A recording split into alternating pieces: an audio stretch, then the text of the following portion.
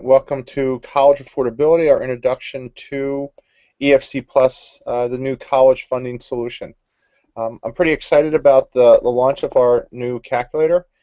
Our goal is to create a comprehensive solution for parents and students from the planning process of on the financial side through the loan repayment and process at graduation from college. So we're really excited about what we've done here and hopefully make the process a little bit easier and simpler for most families since it's so important for many of you.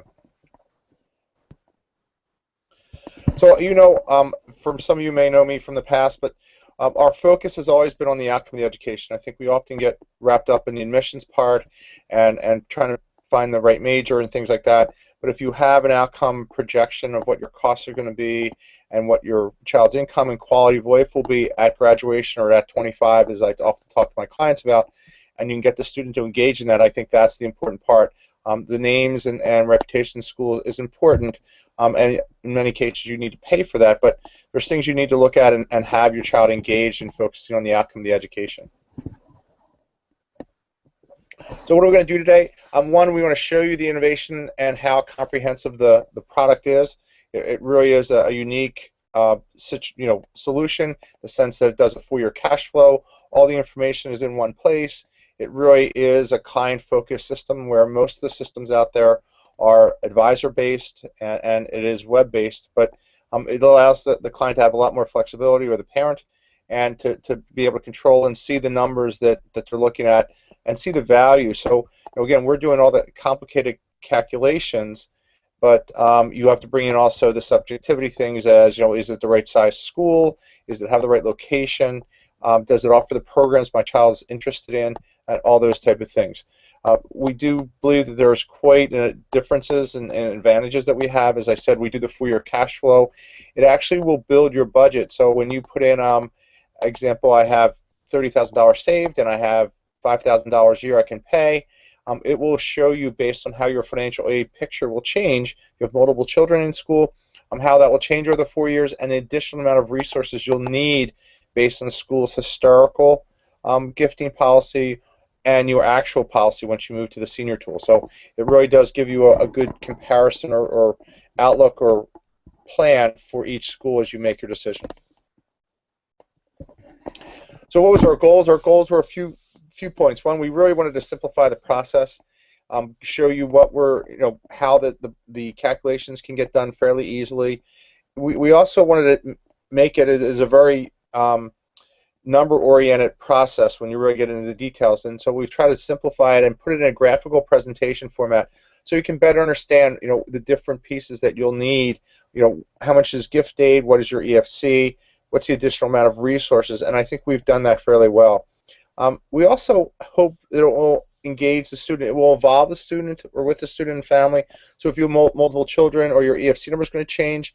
And also there's a second product will be launched probably this summer, in the sense that engaging them while they're in school. So how much debt they have incurred, how much do they debt when they graduate. Many schools are promoting, or not promoting, but it takes you 5 years to get out, where a private school you may have to pay a little more, but your net cost over those 5 years could be about the same. So again, there's things you need to consider. Look at retention rates, because transfers is a big cost item now, and about, depending on what surveys you look at, that can range anywhere from 25 to 35% as far as transfers, and that can be a big cost factor. Our goal was also to help people make a better college financial decision, and we talked about the subjective pieces a few minutes ago. And then also there's a process that we've added here that hopefully people will reduce the number of applications. It's going to give a better feel of what schools to be looking at and why you should apply, instead of just hoping, because that's what the schools do. As I said, it's a very innovative product, and it evolves with the student. So the system, will look at the core, which is basically any grade school or high school student that's trying to figure out, or family that's trying to figure out their EFC, their financial aid positioning. What's the school gifting policy? Am I going to qualify for need-based aid at that school? How competitive? What are my current grades? All those things become factors as you go through this process. So the sooner you start, the better off you are. especially when you look at some of the opportunities. There's been a new increase in schools that make testing optional, so taking the SATs, it's a lot of pressure, or the ACTs that you can maybe eliminate, but that means you have to engage the student as early, early in their academic career in high school to make sure they're taking the right courses and getting the right grades to maximize that potential, but it can save you a lot of money. Then it evolves into the senior tool, which now will take the actual awards that you've received and recalculate all these planning numbers. So it'll show you, the merit aid that you received, the different you received, and how that will project out over the 4 years. The schools will only give you financial information for 1 year at a time. What this process will do was calculate it out for all 4 years.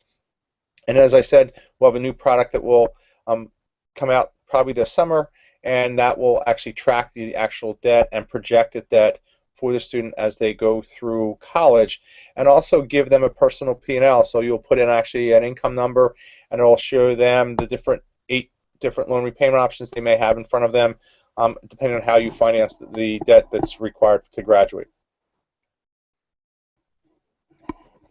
So the core system is the very beginning system. It's really for any high school or even grade school parent or family to look at their numbers. It will then look at what your EFC position is. It's going to factor in your multiple children. If there's overlap, you may qualify for more aid. That's part of the process. We've also simplified the input process. The FAFSA system and the CSS profile have reduced the number of boxes that you need to put information into. With that reduction of boxes has increased in complexity, because now you have to read a lot more to find out what they're actually just asking for. We've actually made it a little bit easier, and basically it's data entry. You're going to take your tax return and just pick up each line, and you don't have to read all that additional detail. It's just really data entry, very simple. We're going to calculate both methods in the system, so some of you are not familiar with the two methods. There's actually the federal methodology, the FAFSA method, or the CSS profile method, which primarily the more competitive schools will use that methodology. And as I said to you, the other unique part that makes our system different than if you went out to each school's net price calculator is that you actually can put in a budget amount, and it will show you over the 4 years the additional amount of resources based on your budget, your financial aid positioning, and your overlap of children, and what the school's gifting policy is of the additional amount of money you'll need to go to that school. The next part, again, so that's all from the planning part. The core tool does. Now we move to the senior tool, where that was all from a planning standpoint, and now you receive your acceptance letters. You receive what the school actually is going to give you, and there can be quite a difference there depending on the schools you're looking at and the type of class they're trying to create. So there's preferential gifting or packages that can be given based on your personal situation that are not always part of the historical averages. So again, they can vary greatly. But you actually put in the original award that you receive. It will then recalculate all those numbers we just talked about. So it's going to recalculate the 4-year cash flow, what you can expect over the 4 years. If your EFC number is going to change over those 4 years, we will take the conservative approach and take the lesser of the two, either historical or what you got as far as your first-year package.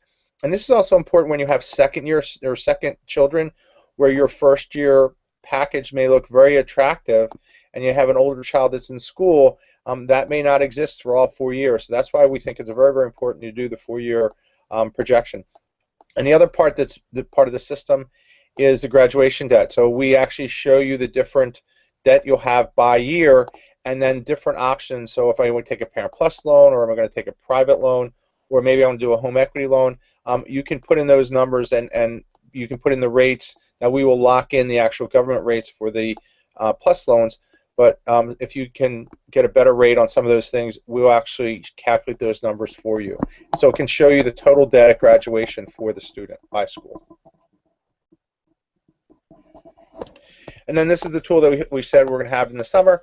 Again, we're trying to create a comprehensive tool, so actually we'll track the students' incurred debt and what they'll need to graduation, basically creating an improved financial literacy. That's the whole goal, both from the beginning here, from high school all the way through college. More and more colleges are creating financial literacy programs for their students, but I think a big mistake is that the error happens in high school. So you've put yourself in an awkward situation, which is the biggest reason why students transfer now. So they get wrapped up the emotional side, and we don't see the outcome. We don't look at what it looks like at graduation We only worry about the admission part. That's what we're trying to change here and make it better. Again, it will show you the different loan repayment options. On the federal side, there's 8 different methods, and then it will also factor in if you're going to qualify for loan forgiveness. There's a lot of confusion here. Everyone, here's the headlines. The rules there are very specific, and again, there's webinars that go with this product that help you through the theory. But the other big advantage is we will generate the numbers that no one sees, or you really have a hard time calculating. So that's the other advantage of this system. So let me jump over here. We're going to see a little blip here in the screen here, and jump over to the actual system. So let me jump over here 1 second.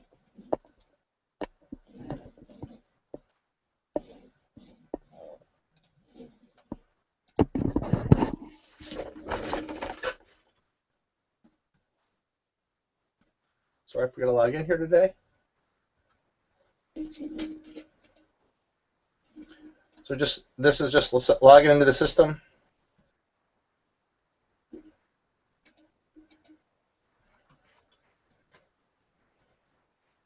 And I'm going to jump right to the analysis part of the system, and we'll go back to the input part. As you can see here, we have the whole list of schools that were in the system.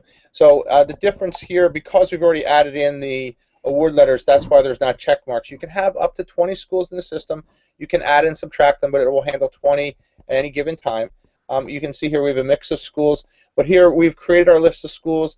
It will vary greatly. You can see that we've created the EFC, or the CSS profile identifies what schools are the CSS profile schools, and then some other general information.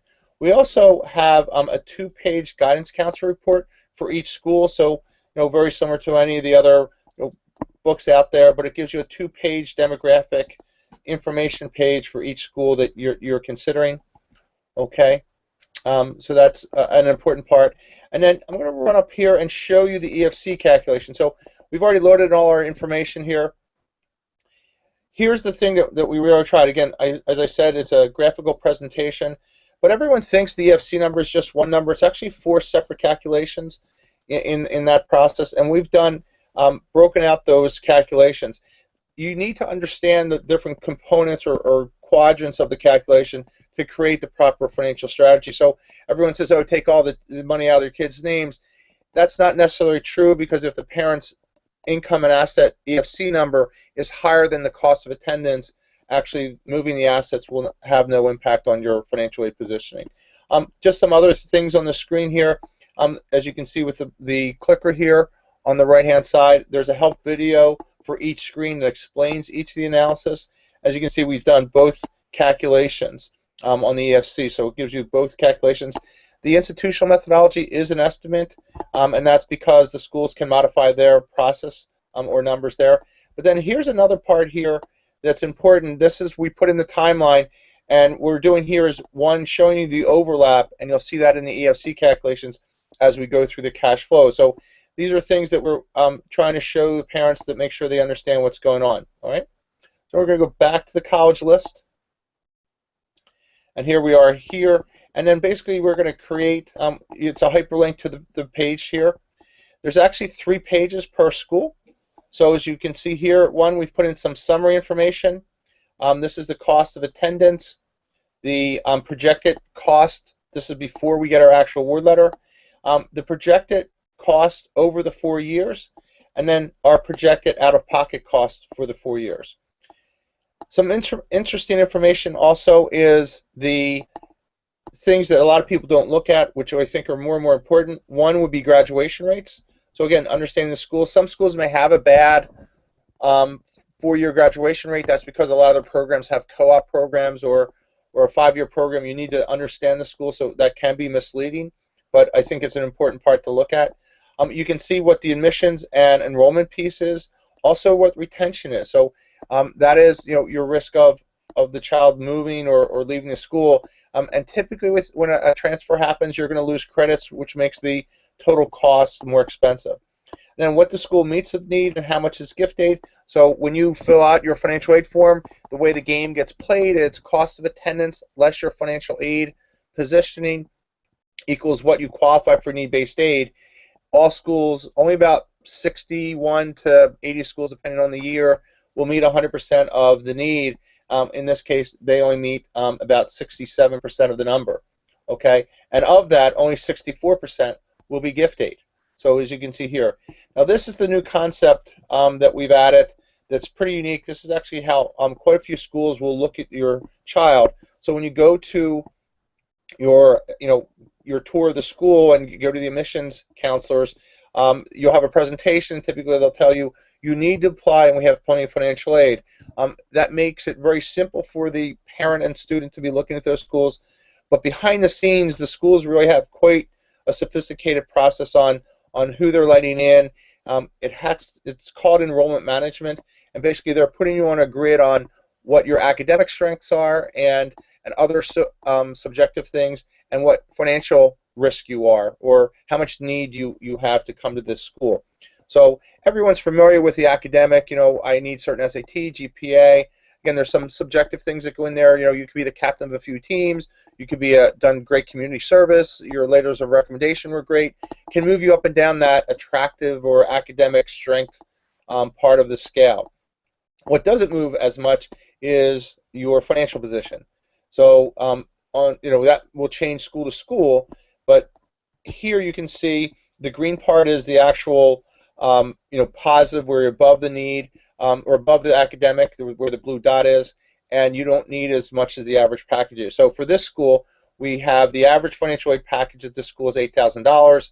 At this school, we only qualify for about $1,100 worth of need. So here's where there are 4 quadrants you need to understand. This one where again, you're above the academic average and don't have as much need, so you have a really great chance of getting in. This part, the second quadrant where the pointer is you're above the academic need or academic strength of the school, but you have more than the average need package. The white section here is I don't have as much need, but don't have the academic strength based on my scores right now. And then the third part is I don't have the academic strength and I have more need than the school's average package. So what we're hoping to do is at least point this out to you, trying to reduce or improve the schools you apply to that may help you. Okay? And then there's some just general information as we move down the page about the school. There's the school website and the phone numbers for both financial aid and admissions. Now we get into the financial aid portion of this. So here's what, again, we talked about the cost of attendance. So at this school, our cost of attendance is $23,874. Our EFC that was calculated before, this is a FAFSA school, so we're going to use the 22,767 number.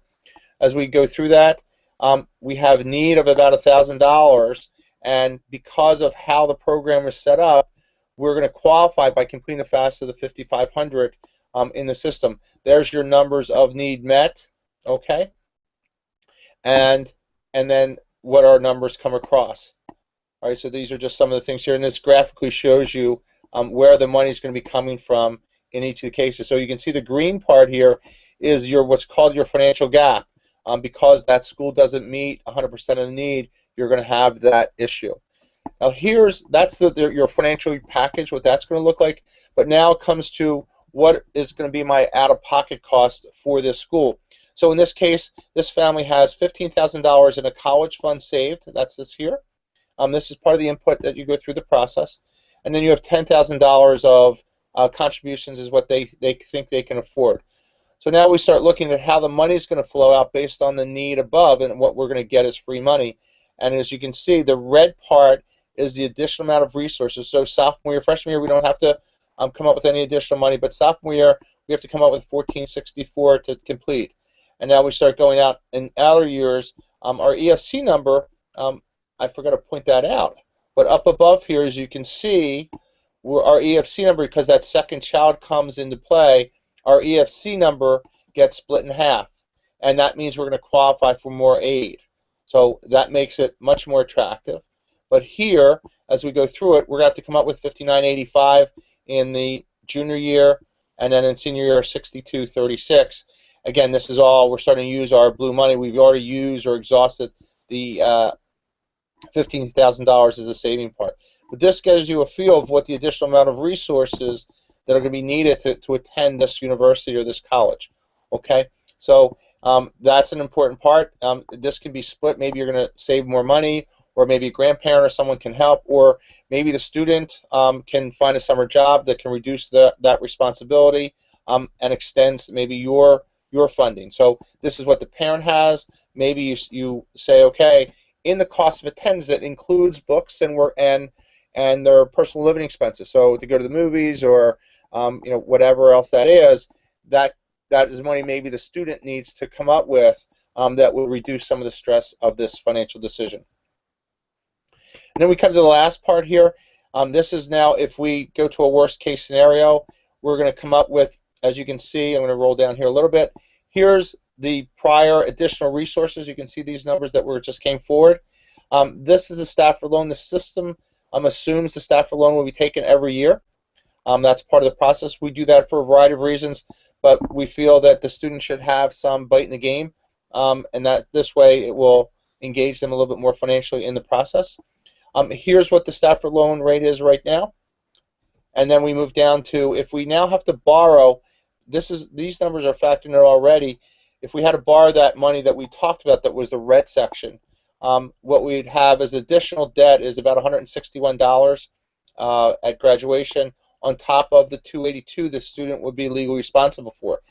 These three options, the Parent Plus loan, the home equity, and the alternative loans, are all functions that the student will be maybe their responsibility, but at some point, or indirectly or directly, the parent will need to sign for those loans also. So a Parent Plus loan, as an example, is a federal loan, but it is legally the parent's loan, where an alternative loan or a private loan, the student can sign for that, but they will need a co-signer, which would be typically the parent. And the bottom part here is another thing that we want you to be aware of when we talk to the financial aid directors. A lot of them talk about this situation where you borrow money freshman, sophomore year, and as we said, this family said they had $10,000 a year, but if that number was higher that they had to borrow, they get to junior year, they're going to have to start paying $18 a month to maintain those loans. Then by senior year, it's $88, and if we were doing Parent Plus, and by senior year, you're going to have to pay $161. Again, this will vary by school and what you have to finance, but this is where this can get overwhelming for parents, and a lot of the college financial aid directors told us that parents coming into their junior and senior year saying we can't afford to come back only because of those situations. So again, these are just some of the numbers we're going to roll up here. You can easily change from school to school by just putting in a different school. So here we have Millersville. We can pick James Madison, and it's going to give you the planning part laid out the same way. That's the other great thing, is we're generating the numbers. It's a consistent format. You can understand what the numbers are and compare them side by side a little more easily. So that is how that process works.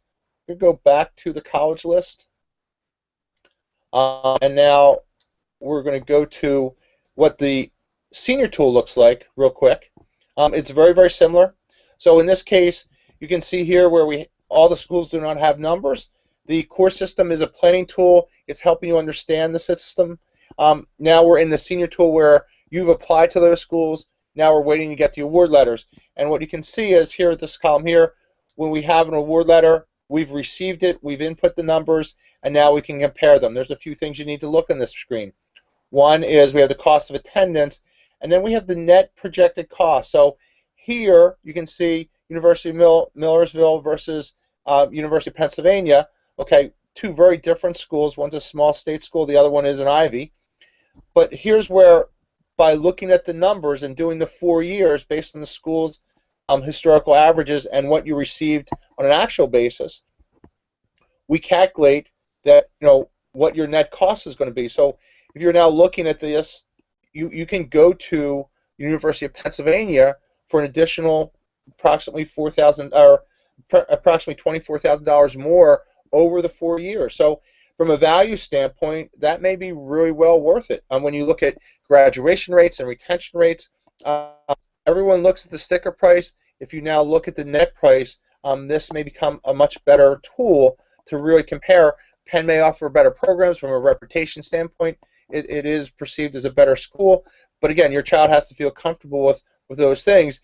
But you can see that numbers also, it's approximately $200 more at graduation if you have to borrow those additional funds. So again, this is where this gets pretty confusing, but we will, as you get your award letters, it will sort it by the most least expensive school at the top and go down.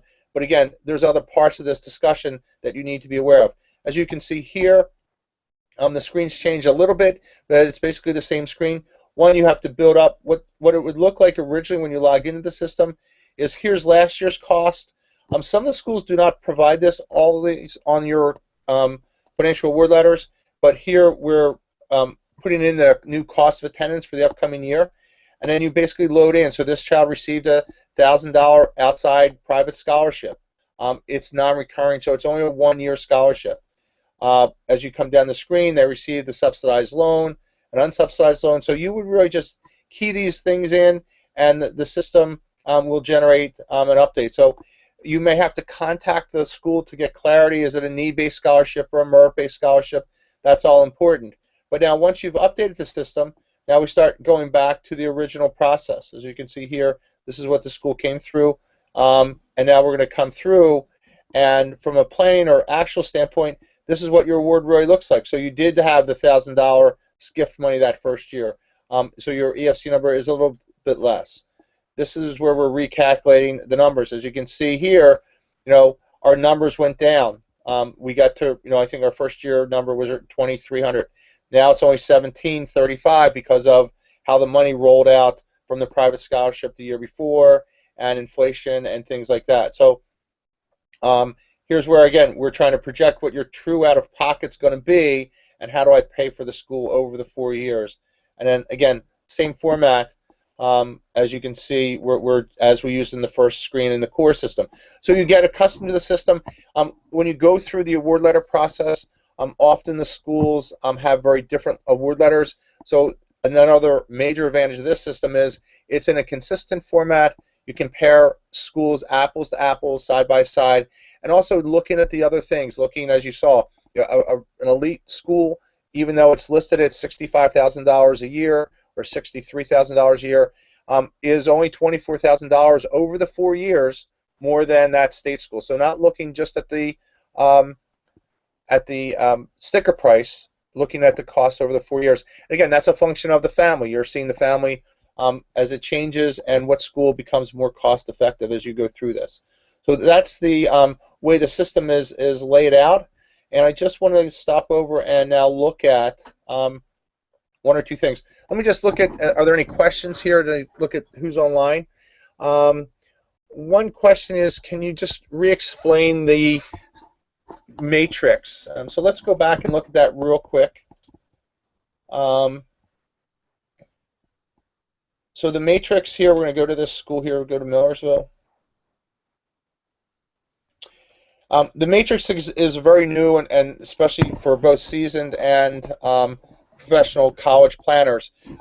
What everyone is familiar with is the horizontal line. So this line is your academic strength.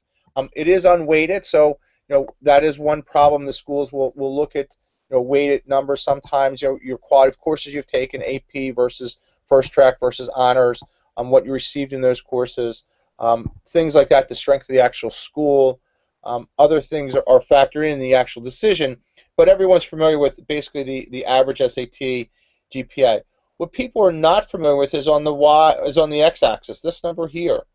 So this is where are you above or below the need numbers. So as you get further away, just like on the academic side, there's less and less chance of you getting what you need to attend. It's not saying you're not going to get in.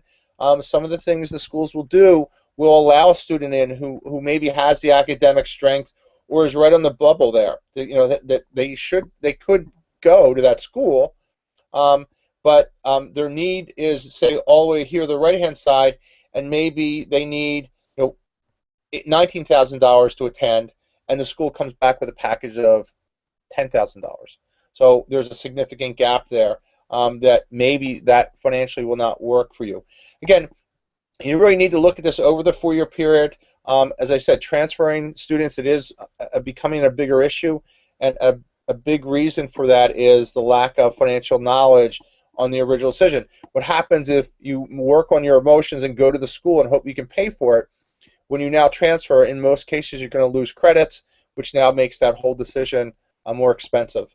So I really think you need to really look at the matrix. We're hoping here it's going to improve students from just applying to schools where they think they're going to get what they need because the school says, oh, we have plenty of financial aid, and they really look at this and say, okay, well, financially, maybe we have 5 schools where we're really at a high risk of not meeting the package. You may want to cut that down to 2 or 3 where you have the schools that you may need, or they meet a higher percent of that need that you have, and you're academically stronger at those schools.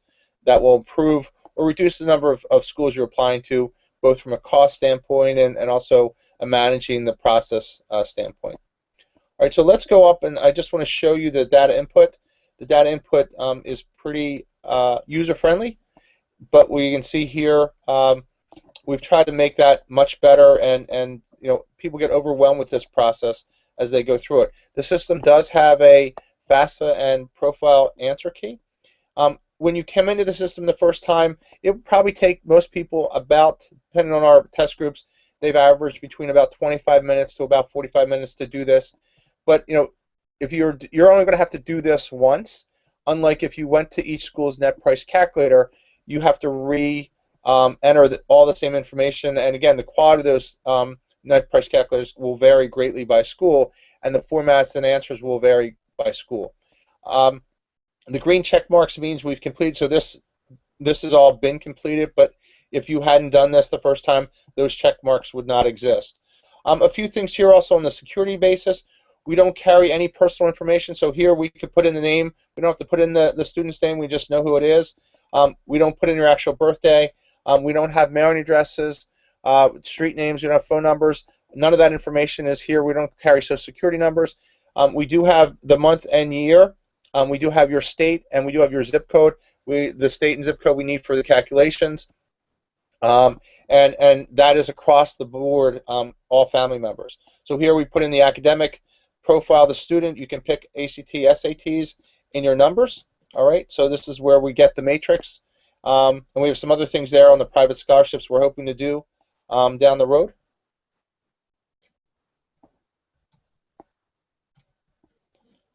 It only on the academic side does not include the writing portion because of the inconsistencies there. But now we have the family here coming in. As you can see, the age of the oldest parent. Again, some of this is required not so much for our financial calculations, but as I said, we do have the answer key for the CSS and FAFSA systems. As you can see, the birthdays we're not doing there. And then here's where we're looking at the multiple children. So we have up to 5 children within a family, actually 6 if you include the student. This does not include the student unless they're twins or you have triplets or something. But this would be that first student or the second student in the family. So here they're in 10th grade. As we saw in the EFC calculations, the EFC got split in 2 in that going into the 3rd year, their junior college year, when this child will be going in as a freshman. Okay. So again, we don't need to put in names. We can just leave it vague. And I want to show you the tax information. So again, it's all fairly easy to use, but let's just jump across to the parents. And I think this is a major advantage here.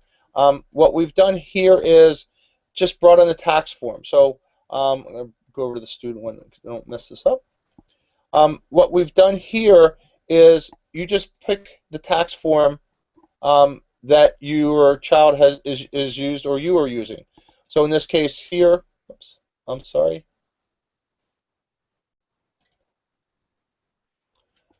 So in this case, this student didn't have any income, but you can see we're actually going to bring up the tax form. I don't know why that happened. So here's the student.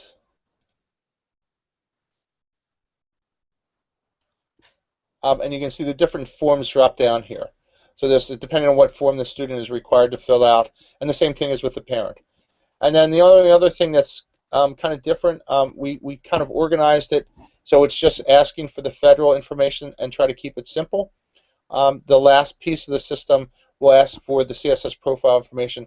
This does not need to be completed to complete the system, but we recommend that every family do it. As you can see, we have the retirement and real estate issues that families may come across.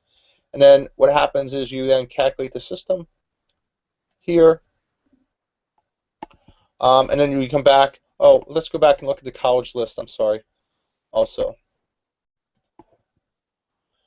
so the input of the college list is really easy. This was where the 15,000 came, and the 10 in the budget when we did the cash flows. And then you can put in this name of the school or the city. So as an example here, I'm in Philadelphia. So if we put in Philadelphia.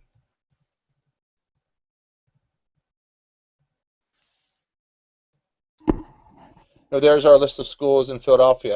And you really just need to click the box and add it to our list, and then the list of schools show up down here. As I said to you, the reason why the Millerville and Penn do not have check marks next to them is because we actually have award letters, and that's why the check is not there, and that's just because it's complete. So I just wanted to show you where that information comes from, and then once you hit the complete the system, it does lock the system the first time. So you can see the changes in EFC of when the children will be in. Here's where we can change our interest rates if we know what we can get on our interest rates from a planning standpoint. And then you do have to agree to move to the analysis part of the system. What we do is we lock the demographics of the family, birthdays and things like that, to prevent multiple user abuse. So that is the only one thing that you need to check before you hit the agree. You can go back in and change your taxes, add and subtract schools, change your budget. It's really the age of the calculations of the family that get locked down. Okay, so that's the system. Let me go back and see if there's any other questions that we have. Someone, I guess, didn't hear the question. You can have up to 20 schools in the system at any given time. You can add and subtract them. So, if your list is 30 schools, you want to subtract that, you can do that, but it will handle 20 at any given time. I think the other nice thing that we've tried to do or designed this, eventually there will be a mobile app, but we'll be able to share this with the student, and maybe if you're working with a college planner or even with your high school guidance counselor, you can keep all of your financial information separate. So you can now meet with your, sit down with your child and go through this part of the system. Again, you will be able to sign them access at some point in time. That will probably be out this summer. But if we were to look at the analysis part, we could just sit with our child and go through the numbers. They don't have to see what our income is, our assets number. You can tell them what your budget is, and this way you can engage them better in the conversation. I know that can be very difficult to have that conversation with them because they are not understanding the financial ramifications of this decision sometimes, but it's an important part, I think, which will help in the process as you go through it. But again, here's where, again, this is adding and subtracting. We can go back and add a college if we wanted to here, but this is the process. And then you can see we have a help screen in each of the on each of the screens, and also some important bullet points. So that's basically the system that we have that we're really excited about. And let me just check and see if there's any other quick questions here. Someone's asking what the price of the system is. So the price of the system is $49.95 listed. We ask if you're a college planner, you can register. Your clients can get a 15% discount. We also have a fundraising opportunity for schools if they want to do it for their schools that they can consider. That the net price basically comes about $42. It is an annual subscription in the sense that you'll have the product for a year, and then it would renew at that point in time. You will get webinars that go with that. Some of them will be public webinars that will be for a whole school, and some will be private that you have to be a member or a user of the system. That we'll go into more refined details of the advantage of the system if you have it and loaded your information. So just wanted to. We're really excited about the launch of this. We hopefully it will improve the financial literacy of families and the financial decisions that families are making in students, and engaging the students better in this very, very important part.